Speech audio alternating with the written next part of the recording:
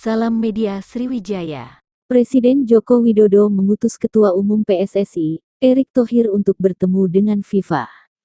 Pertemuan dengan FIFA untuk membahas polemik keikutsertaan Israel di ajang Piala Dunia U20 Indonesia yang menuai banyak penolakan.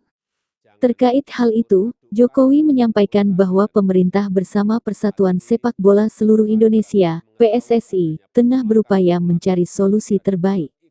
Jokowi menegaskan bahwa sebaiknya tidak campur aduk urusan olahraga dengan politik.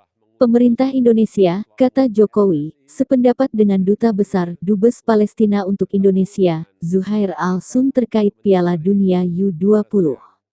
Dalam urusan Piala Dunia U20 ini, kita sependapat dengan Duta Besar Palestina untuk Indonesia bahwa FIFA memiliki aturan yang harus ditaati anggotanya. Jadi, jangan mencampuradukan urusan olahraga dan urusan politik, tegasnya. Terkait penunjukan Indonesia sebagai tuan rumah Piala Dunia U20, Jokowi menyampaikan bahwa ini telah melalui proses bidding dan seleksi panjang. Pada akhirnya, Indonesia berhasil mengungguli dua kandidat lainnya yaitu Brasil dan Peru.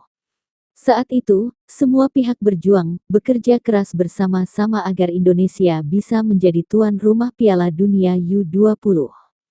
Dan akhirnya, bulan Oktober tahun 2019 Indonesia ditunjuk menjadi tuan rumah Piala Dunia U20. Sudah mendapat instruksi, perintah dari Bapak Presiden untuk segera bertolak dan berdiplomasi untuk mencari solusi untuk sepak bola Indonesia. Tentu seperti yang saya sudah sampaikan, ini hal yang tidak mudah.